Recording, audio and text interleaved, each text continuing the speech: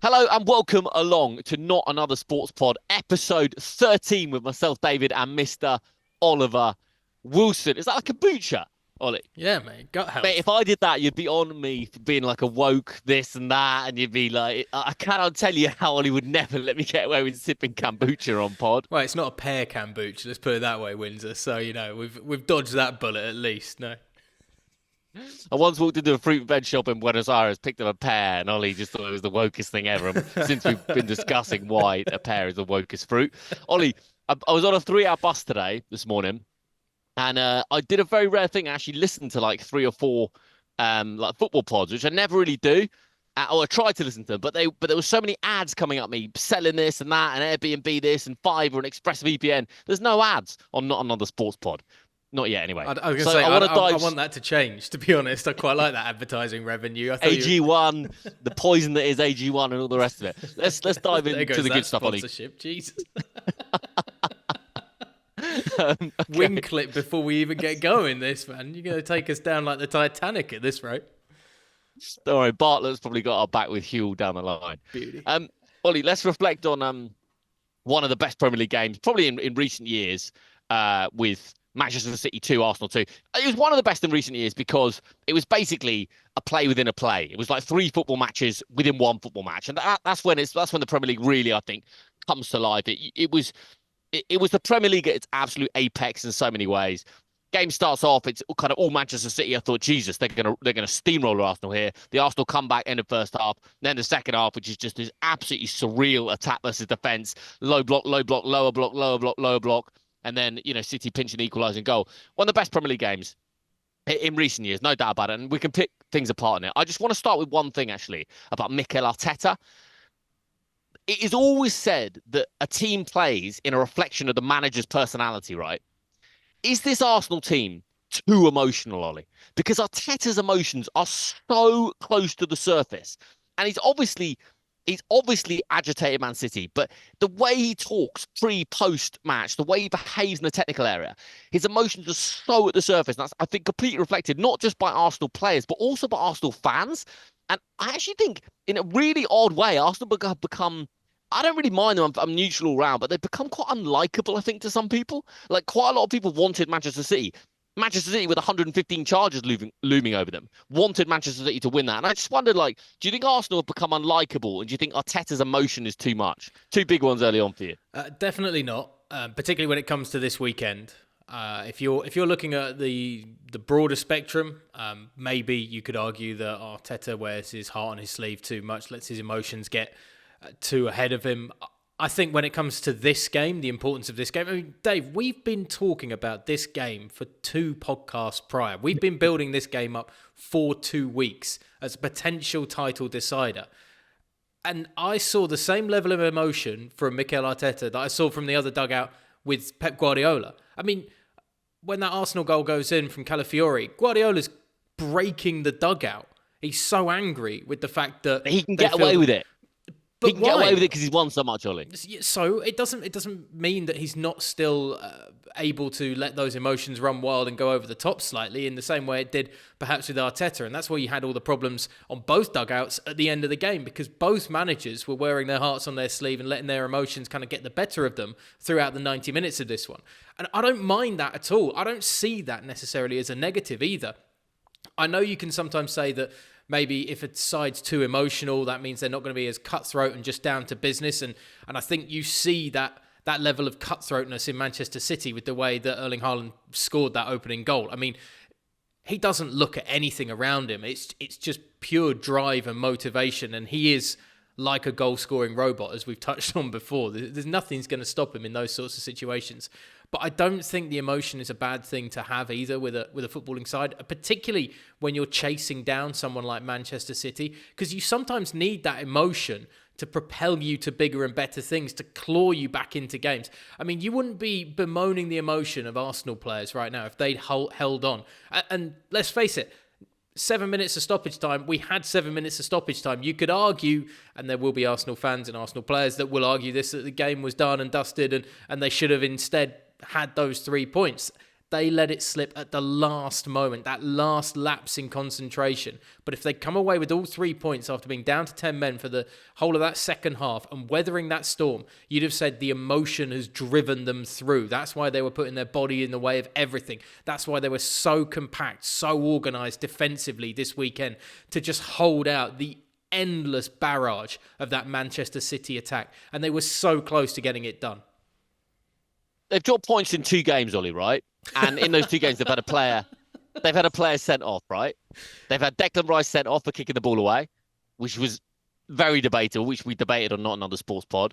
And they had a player sent off yesterday because Trossard spanked the ball away after the whistle had gone, right? Mm-hmm. So when I say like the emotion's too much, don't get me wrong, like I love it. Like it's obviously great. The needle that's emerged, the narrative, like the rivalry between the 2 clubs is fantastic from a neutral perspective. But I just mean if I'm an Arsenal fan, I'm looking at it and thinking, Jesus, Arteta is right on the edge. I mean, the man said he couldn't sleep the other night because of Arsenal injuries. We've all seen the Amazon documentary clips. Like he's obviously just a wild, high-intensity character. And what I mean is that Arsenal have had 2 players sent off already this season, and it's cost them. Let's be honest, it's cost them. They've dropped points in those 2 games they've had players sent off in a completely unnecessary way as well, a way that everyone was warned about in the summer.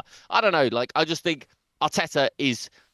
I mean, he's such an emotional guy, clearly, and I wonder if that's reflected too much in the players. And yeah, of course, Pep Guardiola's emotional, but, he's got the trophies to back it up. Like, the best comparison maybe is like the Jose Mourinho era at Chelsea. Like there's a little bit of that in Arteta maybe, but again, the trophies were there to back it up. I mean, like everything in football, if Arteta wins the Premier League this season, then it's just 2 fingers up at anyone. Like every argument is completely extinguished. But if he doesn't, then it's something to talk about. But fuck me, what a game, Ollie. It was great, wasn't it? Premier League at its best. It was. Just going back to that Trossard incident, I actually think you could give him the yellow card for the challenge rather than the kicking the ball away anyway. So I know we're talking about kicking the ball away and the players have been warned about that and everything, but it was a stupid challenge because he's not even really looking at the ball. He's leading with a forearm into a jumping aerial tackle. It's just not good from Trossard. But I don't think that's necessarily because of Arteta and his emotions. I think it's because of the game and those stakes that Arsenal knew going into it, going into the Lions' Den, so to speak, going into the Etihad that was actually full for once. Fantastic, superb. And having to compete with this Manchester City side that, I mean, I sent you a message when Haaland scored and then Gundogan hits the post as well with that free kick. I sent you a message being like, look, title might be over. This could get out of hand because City started so well in that game. And then I cannot tell you how much I love that Calafiori goal. It is such a great technique on how to deal with a difficult ball coming across you. No one likes to hit it. If you're hitting it with your left boot coming from the left side, you want it coming across your right and then letting it come all the way across your body and hit it. And he works his body into a position as a defender to dig it out from his feet because it's slightly into him still.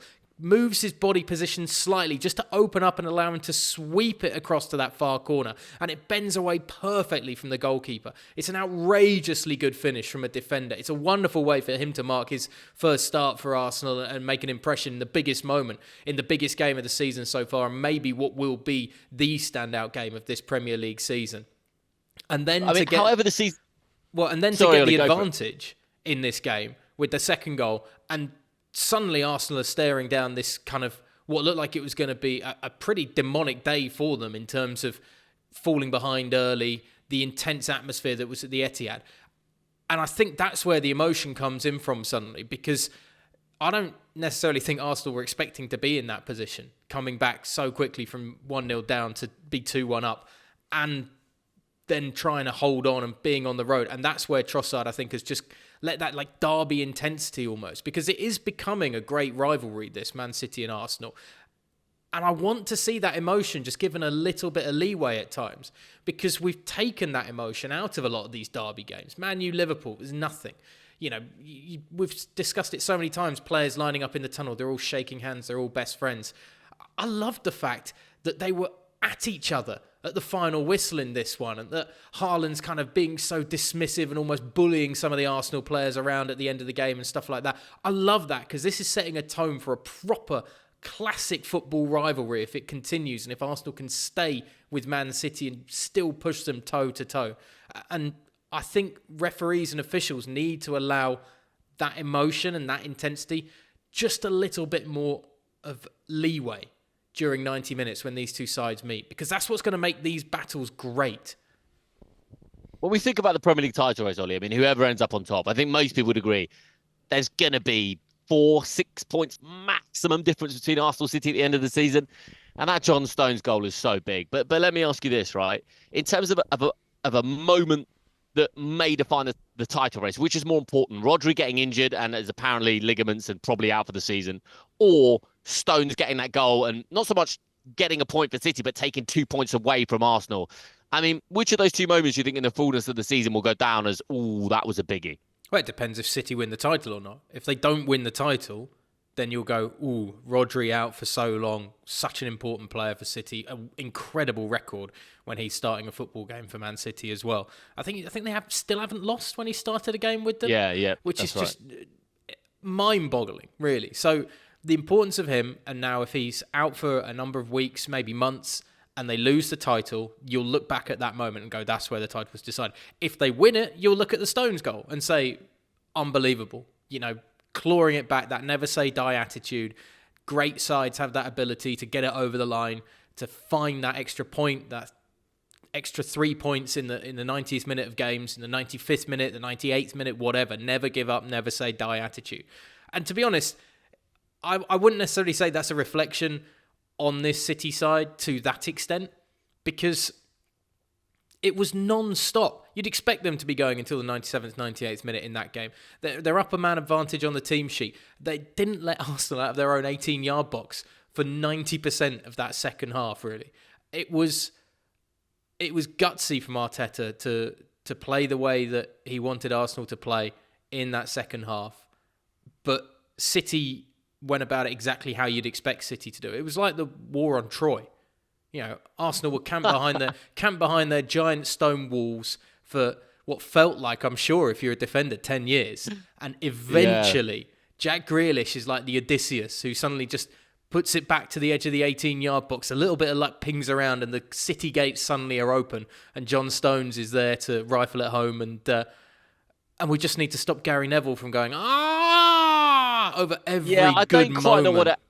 I don't know what it adds, man, because he's like him and Carragher are really, really, really good, and I think you only sort of notice it when you watch punditry as a whole and stuff, and you realise just they're really, really good. But I don't quite know what that what that scream like adds. If you're Peter Drury, I don't know. It's it's an ensemble piece, so I can understand Gary Neville feeling like he's got the right to do that, and that was his. I don't think he's faking it. That was his moment in the motion. But I still think you've got to leave the first 5 seconds completely silent if you're co-coms. Did you see or did you hear, I guess, what happened with the Haaland goal?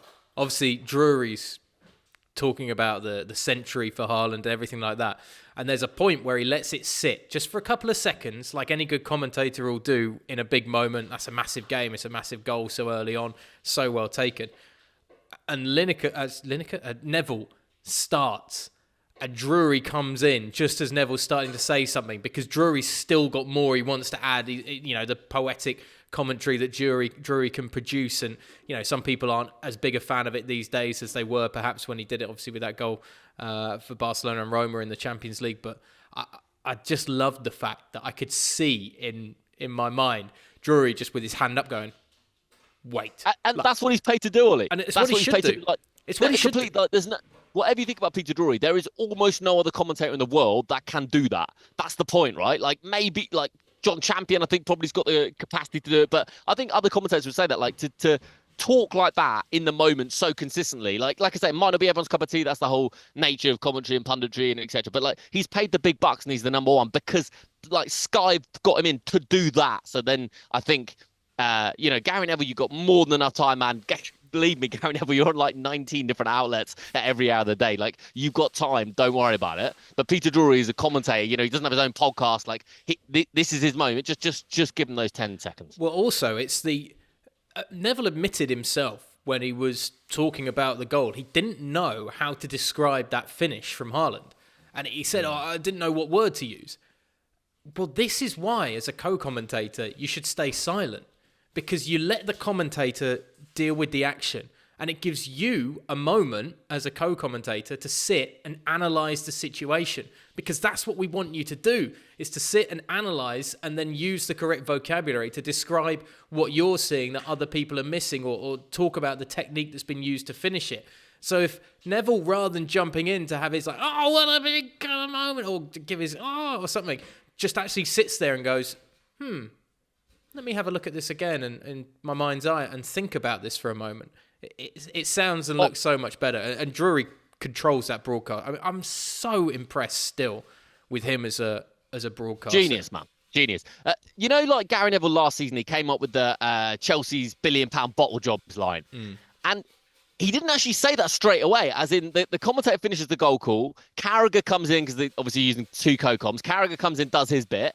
And then it went to Neville. So you're probably like 90 seconds after the goal's gone in before Neville even comes in with that. Like, don't worry, Gary. It's going to be clipped up. Like, you're the co-coms. It's a big game. Like, this isn't like everyone's watching the live and then no one sees any highlights. This is not 1972. Like, it's going to get clipped up. You're going to see it. So you can wait, as you say, and just letting the clogs turn a little bit allows Neville to come up with the £1 billion bottle jobs, or whatever he wanted to do for that Haaland finish. And it's quite an unusual finish from Haaland. So it did require like a beat to be like, oh, that's quite an unusual finish. Don't see too many of those. And Haaland's a tricky one, because literally there's nothing left to say about the guy. Like, whenever I hear him described now, it's just people thinking of like animals or like beasts they can describe him as, you know what I mean? Like, he's just a colossus, a man-mountain, a monster. Like, there's nothing else to say. One thing I'll say, he's a petty little shit as well for throwing the ball in the back of Gabriel, which I sort of rate. But like, that's petty. Like, when you're 6'4", or however big Haaland is, when he's scored 100 goals, you don't need to throw the ball into the back of someone's head. If you want to square up to them, like, fine, but like anything like from behind is just cheap, man. Could you be sent off for that, do you think? Because I think there's a case for, look, yeah, it's a woke sending off, but it's a sending off. Like, yeah, it's the pair of all red cards, is what you're saying. Yeah, I get you. Yeah, absolutely. The ref said an absolute pair there. I think is a new term that we could start using on this podcast very nicely. We could talk about this game forever. I mean, it's one of those, Ollie, where the column inches, you could fill, you could write 20 different narratives about the game from all different kind of perspectives. There's loads we haven't covered. Yeah, I don't know. It was just a crazy, brilliant one. It was exactly what you wanted it to be, and it helped make this Sunday, without a doubt, the best Sunday of sport that I've seen in 2024. I'm a firm believer of that. It was an exceptional Sunday for sport across the board. Whatever you fancied, whatever you wanted, there was drama everywhere you turned. Just quickly, Dave, I'm going to run you through this, right? Go out, 2-hour dog walk, beautiful start to the day. Take the dog out, 7.5 miles, whatever. We're getting that done. Get back, Singapore Grand Prix. Watch Lando Norris, just so impressive on a really tight street circuit. Exceptional drive, wins by nearly 30 seconds over Max Verstappen. McLaren can win this Drivers' World Championship and the Constructors' World Championship. They have the best car in Formula One. Every track it goes to, it's outdoing Red Bull now. Max Verstappen, if he finishes second in every race, can still win the title, but there is a chance that Norris and Piastri can do enough to get some 1-2 finishes, knock Verstappen out of the way, and Norris could win this Drivers' World Championship. Then we go into the beauty of the golf, the PGA Championship at Wentworth, a competition that brought so much drama right at the end, with Billy Horschel and Rory McIlroy getting themselves into the playoff with Lawson. Rory having an eagle on 17, I think it was, to then get himself at 20 under. He ends up botching it on the 18th, settling for par, and then ends up going into the playoff, a three-way playoff. They play the 18th twice. Rory ends up falling short. Billy Horschel ends up winning it with an eagle putt. It's superb, absolutely superb golf tournament. As that was coming to its conclusion, the City-Arsenal game is kicking off. So the golf goes on the iPad, the City game goes on the TV, you're watching that. You then get to 6 o'clock, the golf has just finished, the NFL's starting. So then the City-Arsenal game goes on the iPad, the NFL goes on the TV, I watch the Eagles against the Saints, and then we're watching the NFL until about midnight. I mean, it is sensational. So it's a quality time spent with the girlfriend this weekend then, Ollie. She's a big fan of the NFL, don't worry. No, she knew what she was getting into anyway. We spent the whole afternoon together. We didn't say anything, but we did spend the whole afternoon together, so that was all right. You were there. All right, before we talk about other sports and stuff, Ollie, let's just wrap up on the football stuff from this weekend, because I know you wanted to talk about the Milan derby. Oh, I mean, just again, another drop in the ocean almost of what is the sporting equation of the Sunday. The Milan derby, City Arsenal was great, and then that was a taste of what we're missing out with Serie A not being on TV as much as it has been over the last few years. I mean, the rot finally comes to an end. Milan had lost the last 6 to Inter going into this derby. They're technically the away side.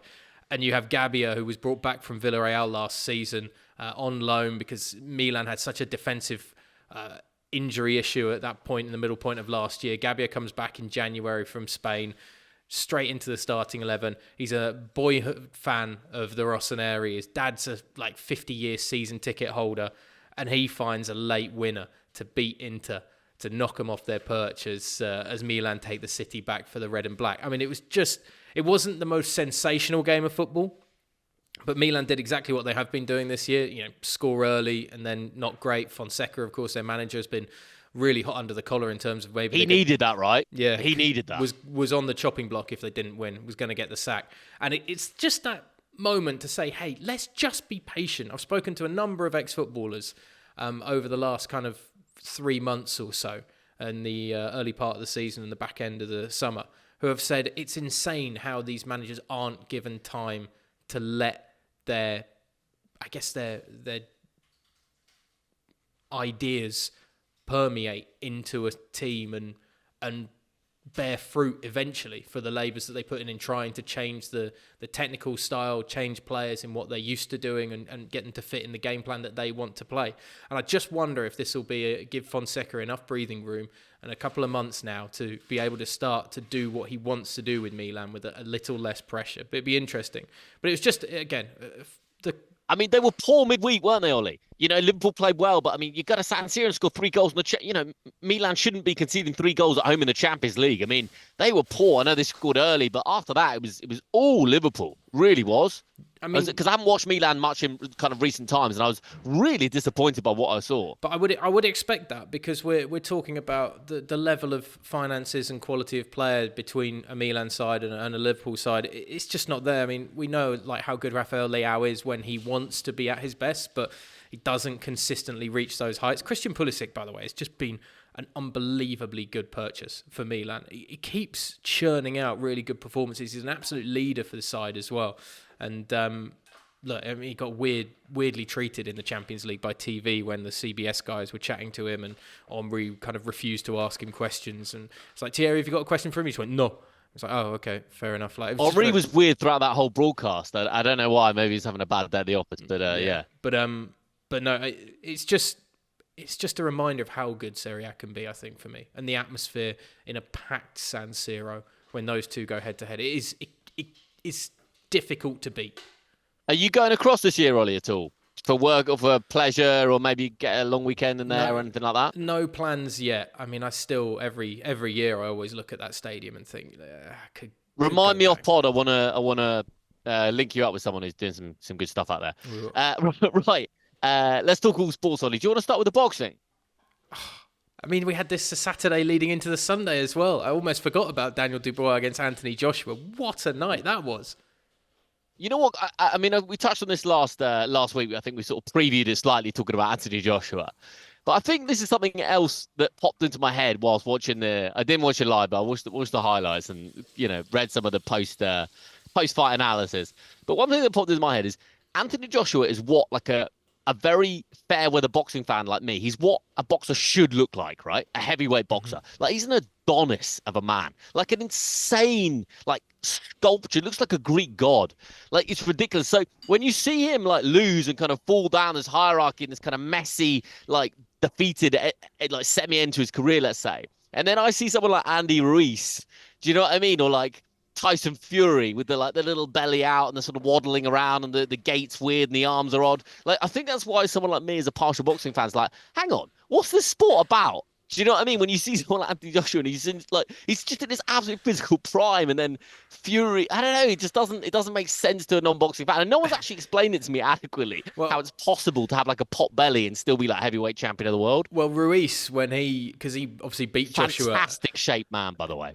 Now he's done a cut recently, hasn't he? But a couple of years ago. He was in okay shape when he beat Joshua, and then when he won it, he admitted in the aftermath when he became world heavyweight champion that look, he lost the hunger, but he got the hunger kind of thing, in terms of he just sat and he didn't care. He was like, I've achieved what I want to do. And I think we mentioned this a while back on this podcast about when you achieve something and then you're like, oh yeah, what do I do now? And I think he had that moment of what do I do now? And he sat on the couch, enjoyed his life as the heavyweight champion of the world, and was a shadow of the former boxer that he was when he took on Joshua again in the rematch. And he's had a big cut and got himself sorted and ready and looks good.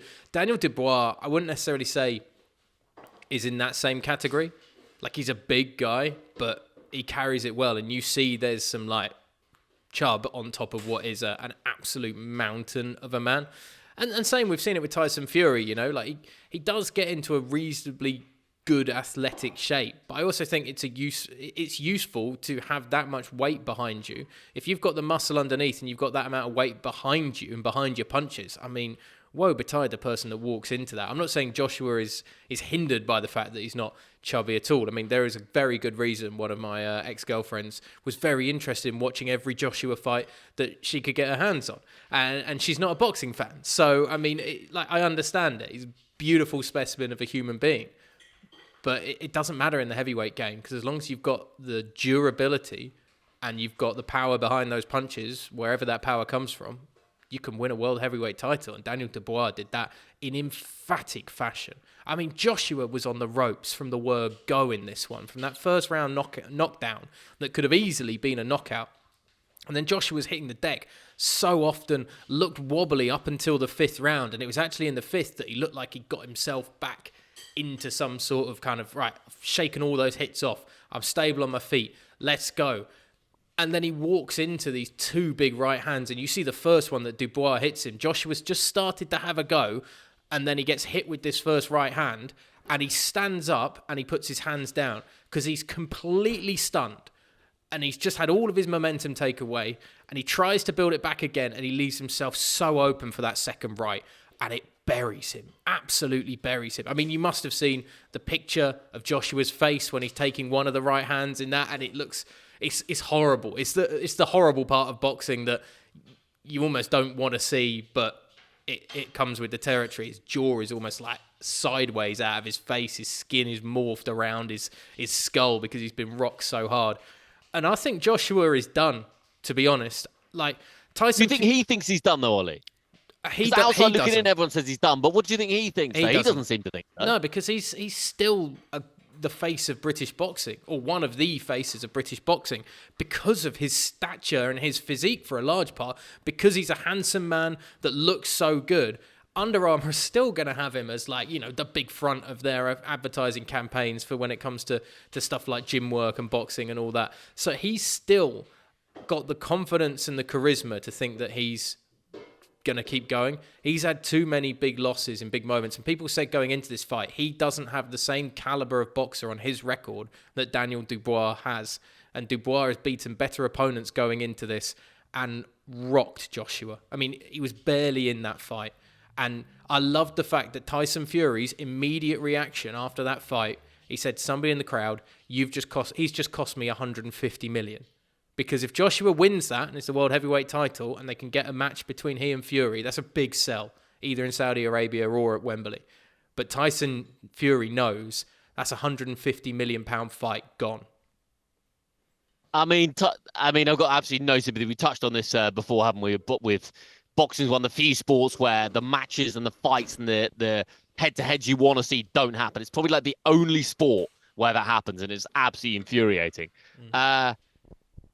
Yeah. What did you make of the pre-fight? The Liam Gallagher followed by the Saudi national anthem with Wembley turned green, which I don't want to go too into. I don't want to get into the politics completely, but it was a very odd moment for what was a very British fight. I know it was put on by the Riyadh Season kind of crew, and obviously there was Saudi advertising all over Wembley Stadium. But to have the Saudi national anthem sung with it lit up green just seemed... It seemed a bit ugly. They love their sport these days, mate. Saudi just love their sport these days. What can you say? Like, really getting into their sport, aren't they? Look, I mean, there's no country has a monopoly on hosting these things. No country has a monopoly on advertising these things. Look, it's unusual. It's extremely unusual, but I don't think I've seen... The only time you see another national anthem being sung is like, when the NHL and the Canadian teams are playing, and you have the US and the Canadian national anthem, which makes sense because it's still very much a US sport, but it's being played in Canada, so both nations want to have their anthems playing. But I don't think I've seen it anywhere else in sport that I can think of where a nation who is not involved in the competition is having their national anthem sung in a different country that's hosting the event. Yeah, I mean, look, yeah, I don't know. I'm not going to slag off Saudi in this pod, Ollie, because by 2100 they're going to be the only place probably worth living on the planet. So yeah, I don't know. I like you've got the green jumper just to get in with it as well. And I've lived there before in the past. We'll keep that off pod. I've spent a couple of years in Saudi in my life. So yeah, nothing but good things to say about the Kingdom of Saudi Arabia. Right, I'm happy to slag off AG1, Athletic Greens 1, but that's the only greens just you'll on ever Joshua. go at. I get it. Just on Joshua, do you think there's anyone? It's so difficult when someone's a cash cow, isn't it? But does he have anyone in his camp, family, friends, like in the media, like his sponsors? Is anyone going to give him the tap on the shoulder and be like, Anthony, just take a step back, accept that your earnings are going to be less, keep your deal with Under Armour, and because if you keep fighting, you're going to get hurt emotionally, physically. Like it's going to be messy. You did incredible things as a boxer, but who's tapping him on the shoulder? Because whoever does that is a very, very good man or woman, right? Because you're basically saying like, I don't want to slice your pie in the future. Like, I'm just tapping you on the shoulder, take a step back, maybe do whatever you want to do. Sponsor. I mean, the things Anthony Joshua could do in his life, Ollie, from this position, absolutely endless. Gyms or merch or TV or build any kind of empire in any kind of industry he wants when he got that money. But I guess if he thinks he's a boxer, then he wants to be a boxer. But I don't know, man. Is there anyone that can just tap him on the shoulder and be like, Anthony, it's over, man? Well, I mean, it's not going to be me. Let's not be too brutal. Yeah, woe betide the person that does do it if it's the wrong day for Anthony Joshua. Not saying that he's a violent man outside the ring at all, but it takes some cojones to do that to somebody that's 6'5" and built like a brick shithouse, basically. You'd have to be close to him. You know what I mean? Like, it's got to come from a very close member of his inner circle. Because anyone else presumably he dismisses, and anyone within his inner circle will be on the payroll in some way. So it's going to take a brave person. I don't know how you do it either, because look, let's face it, Anthony Joshua still has the boxing ability to get to a certain level, and we've seen that. It's just getting over those final hurdles, those big fights, the massive fights that it's just not happening for him right now, whatever the reason is. And he's been around for a while at the top end of boxing, and it's very difficult for any athlete, I think, to walk away from the top, even when they think they can still do it. Look at, Formula One drivers that have clung on for too long, footballers that are still playing in their 40s, and, Rocky Santa Cruz still going and playing in the Conmebol Sudamericana, for instance. I commentated on him the week just gone, Ollie. Mate, he was fantastic. Came off the bench at half-time. He's fucking nearly became the oldest goal scorer in Sudamericana history, fucking 44 years of age. He was immense when he came off the bench, but that's for a different bygone pod. But telling anybody to, okay, it's just not happening now. You've got to step away. It must be so tough. And look, if I was built like Joshua, I'd probably still think I could fight and be in that top level, particularly when I'm seeing other boxers that aren't built in the same style and fashion, and he's still got the power.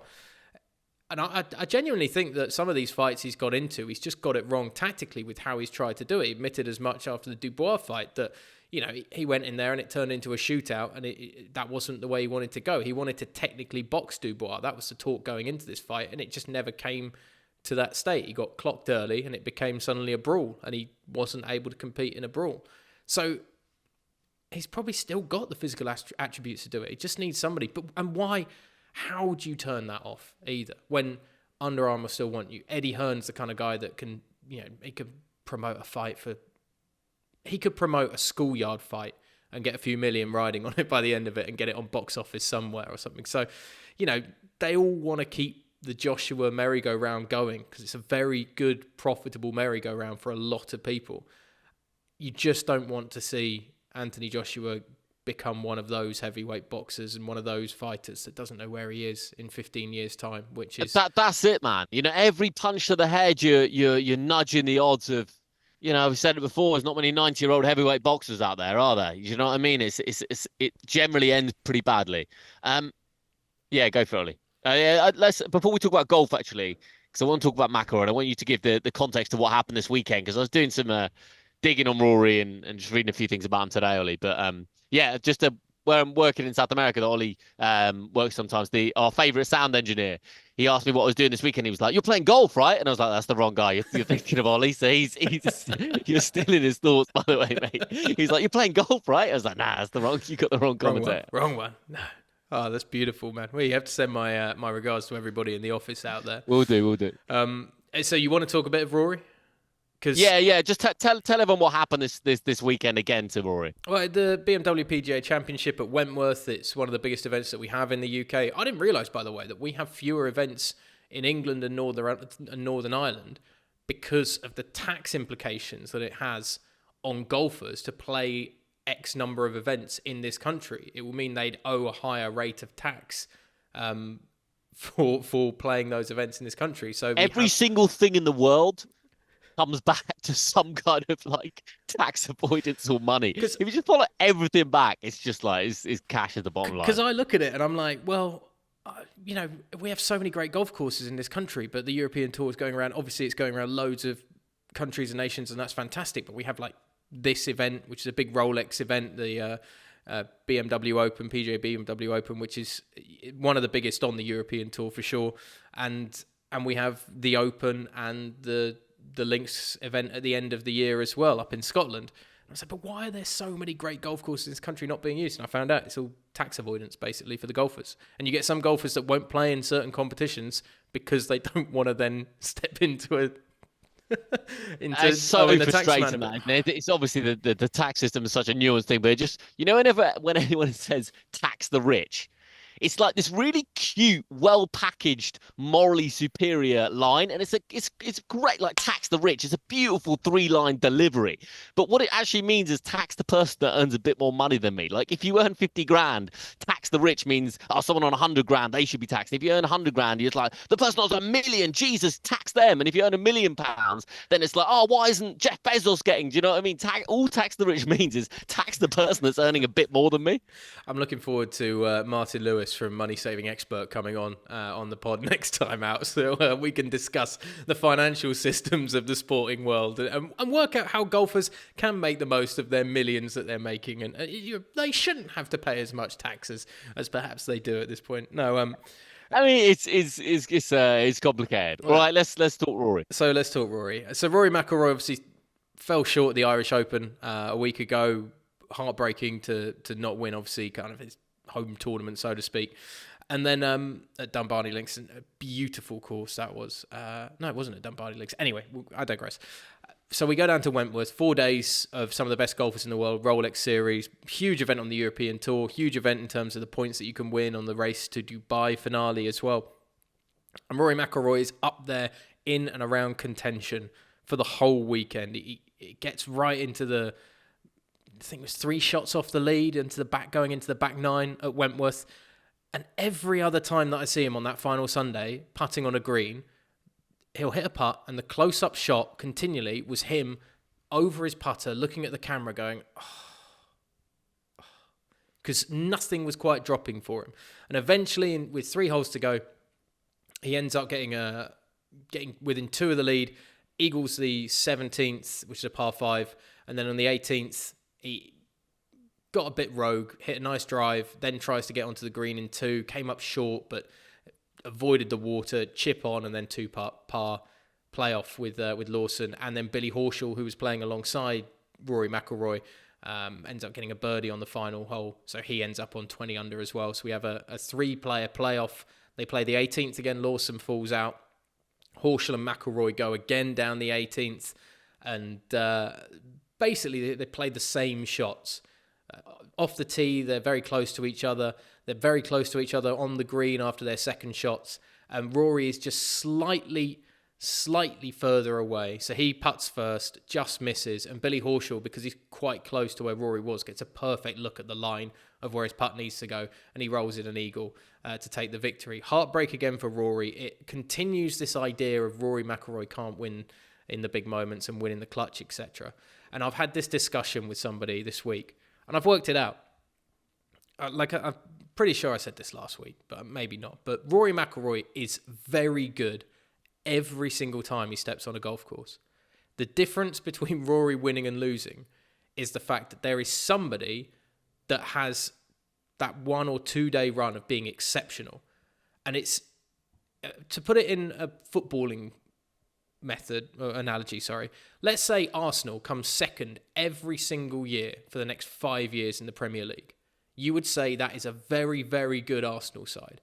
But if they lose to 5 different other teams in those Premier League seasons, so United, Chelsea, City, let's say Newcastle and Villa all win the Premier League in that 5-year span, you would say Arsenal are consistently the best side in the Premier League, but somebody else has done something exceptional every single season to pip them to the post. And that's what's happening with Rory, because Billy Horschel on Saturday had 7 birdies in a row on the back 9 to get himself up with the leaders, and was superb on the Sunday with his golf, particularly on the back 9 and in the playoff holes.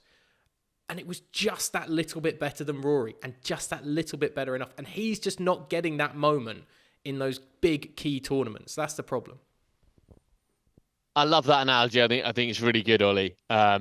I was reading Rory's quotes afterwards, and I just loved the stoicism, to be honest. Very matter of fact. He just said, look, I mean, he basically said exactly what you've said, in terms of he's just kind of like a bit unlucky and someone else was exceptional at the last moment.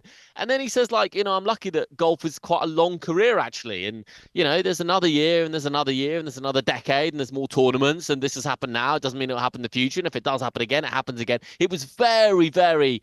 it was very philosophical. We spoke about last week that a guy like that will have a team of, sports psychologists around him, and he would have tried numerous different things. But I thought it was very just stoic, and I thought it was really impressive. And I don't really like to talk about sports stars' personal lives, Ollie, but I just was having a delve through the archives of Rory today. Do you think, obviously, he was engaged to Caroline Wozniacki, right? Invitations went out and he called off the engagement.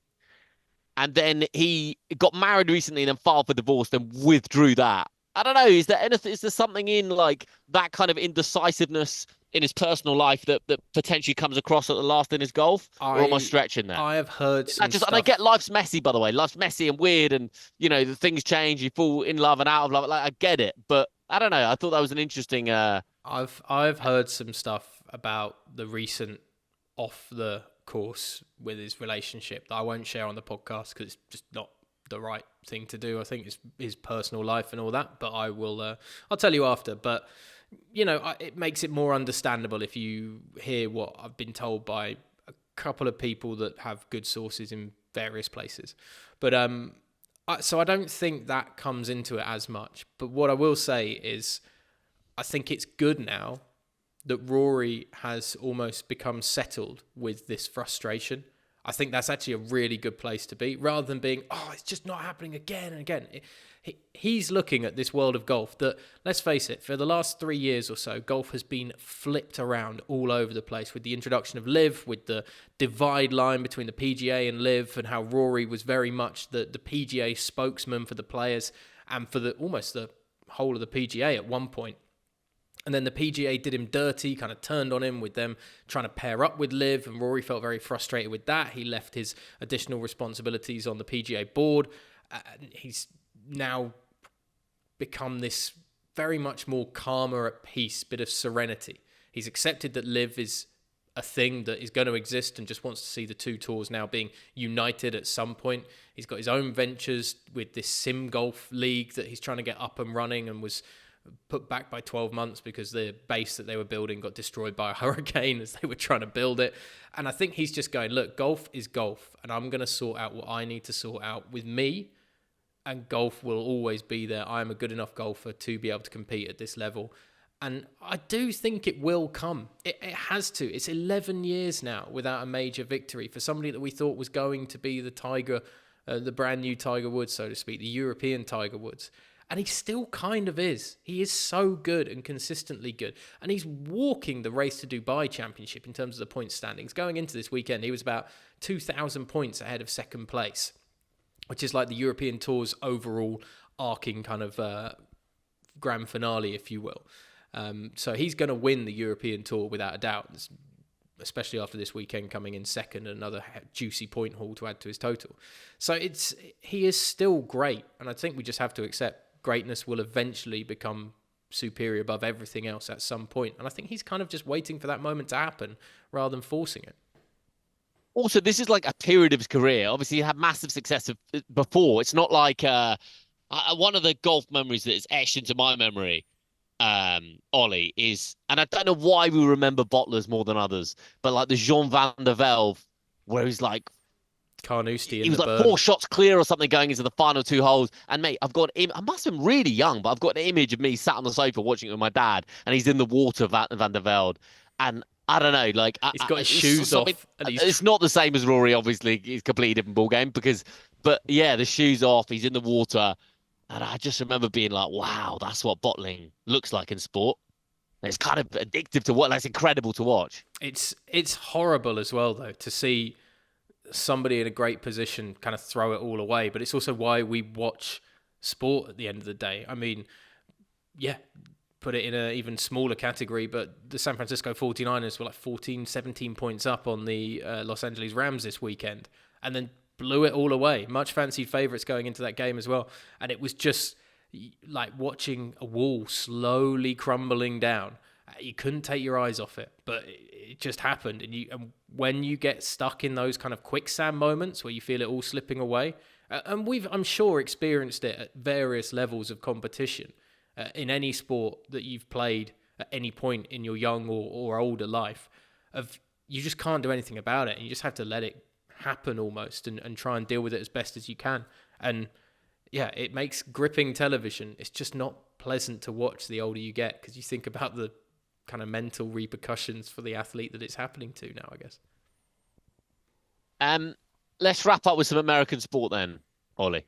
I just want to mention Shohei Ohtani, who's explain to our non-followers of American sport. Just give us a bit of context here. All right, bit of Major League Baseball, which isn't my preferred viewing for US sports or anything like that. I don't profess to be an expert in following baseball at all. But Shohei Ohtani got paid one of the biggest sports contracts in living history before this new season, moving to the LA Dodgers from the Anaheim Angels, I think it was. And he got paid that horrendous amount of money. I mean, it's hundreds of millions of dollars that's all back-ended. So when he retires, he can leave California and still be paid all this money in a income-free tax state, which is just insane how much he's going to be rolling it, like 200 million, I think it is at that point. So Ohtani's getting paid all this money because he is such a rare breed of baseball player, and that he's a guy who can hit home runs and is a pitcher.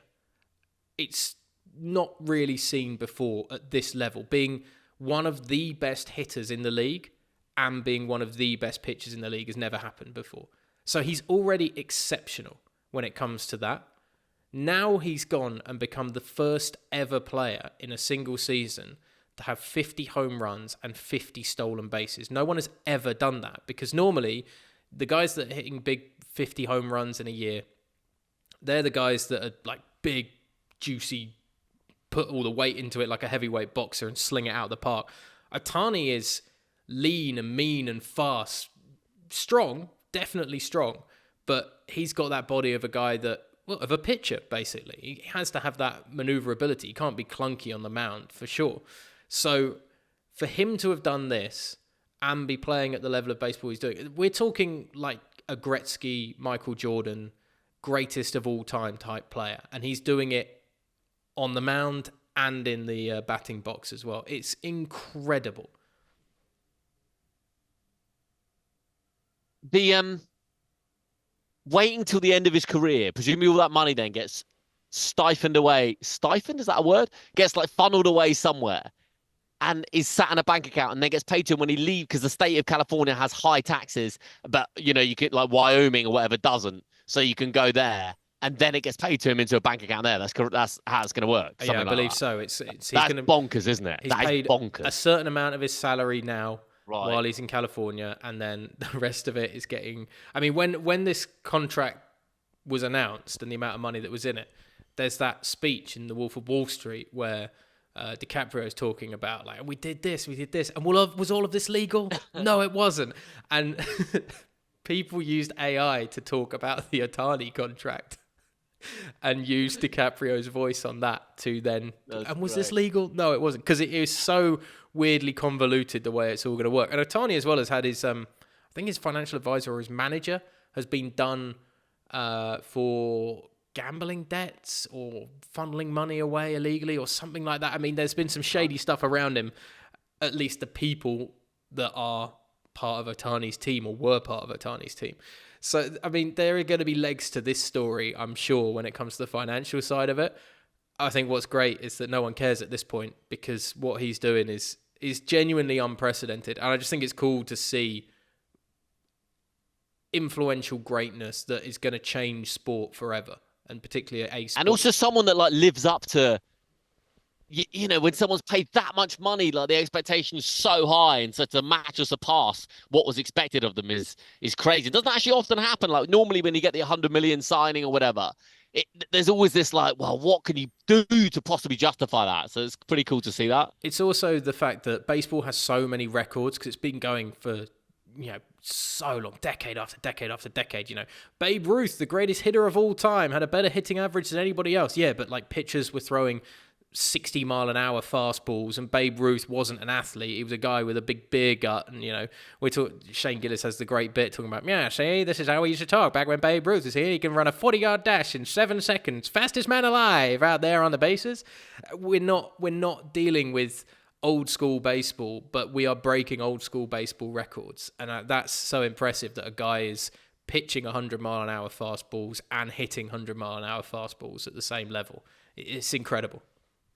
Before I leave South America, Ollie, this is probably the last pod that I do from this balcony as I'm back home in the next few days. Have we talked about Felipe Coutinho at Vasco da Gama? Allow me to squeeze this in right at the end. I just think it's absolutely crazy that like the trajectory of footballers sometimes is just so fascinating. Felipe Coutinho, who people remember, of course, for his time at Liverpool and then went to Barca for like 130 million or something absurd. He's only 32 and he's back at Vasco da Gama in Brazil. Like it's crazy how he had this like apex of his career at Liverpool, where for 18 months he was unbelievable.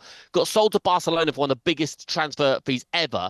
Obviously knocked his confidence and just never recovered. Like went to Bayern, didn't work. Went to like UAE, didn't work. This was like his late 20s. And now he finds himself at Vasco da Gama. Bear in mind, at Barcelona, he would have been on about 200 grand a week. At Vasco, he's probably on about 20 grand a week. Now, I know it's different when you've got millions stacked away in the bank. But my goodness, for anyone to have a 90% pay cut is substantial. Oh, and one other thing. So Vasco da Gama and Felipe Coutinho also. Ivan Toney, who we discussed on the pod the other day, Ollie. Do you think he was watching that? Do you think he was watching that in his marble villa with his like plethora of servants with caviar on his plate? And Ivan Toney was thinking, shit, I could have come off the bench for Arsenal in this one. I could have been involved in this. Or do you think he was just counting his wads of money and doesn't care? I think he looked up, saw from behind a stack of money on his coffee table, peering over it, saw Calafiori's goal go in and went, I couldn't do that. And then just sat back down again. I'm better off here. Yeah. Nice. Another thing on the South American, there was a Super Classico between River and Boca at the weekend. And I was sat out on the balcony. The game's been played at La Bombonera. But I heard River were 1 goal up. And Boca scored. And I wasn't watching it, but I was sat out here. And I heard this like noise around the city that was just... It's crazy when you're not in a ground and you're near a ground and you hear that like noise and you know a goal's gone in. But it was ruled out for VAR like 5 minutes later. So I heard another sound, which I was more unfamiliar with. Like everyone knows what a goal going in sounds like. And then I heard this like 40% of that sound, but like a bit of a like groan and some cheers. And I was like, wait, what's going on there? Have River scored again or what? And then I had to turn it on and see that Boca's goal had been, he couldn't couldn't define it just from sitting out on the balcony. So yeah, super. I mean, Gallardo and River are going to win the Libertadores only. Since he's come back, I think they're 10 unbeaten across all competitions. They've got second leg against Colo Colo. So yeah, I know we're venturing off into the niche parts here, but yeah, River to win the Libertadores. Not happening. Brazilian side. It's always the Brazilian side. But we should probably do a little Libertadores look next week. Yeah. Well, certainly as we maybe for the semis or I don't know, something like that. But we'll definitely for those that have followed us across from the Libertadores podcast, we'll add something in at some point for sure. The people wanted it, Windsor. You were getting messages of when's the quarter-final preview for the Libertadores coming from us. So, if that's what the people want. And I told our man who asked the question, I said, the River Botafogo final will be previewing this one. And the final was in this fair city as well, in the Monumental. So, yeah. Starting a tournament not knowing when the final and where the final is going to be. It's wild. Mate, they only decided it 2 months ago. I know, Crazy. It's insane.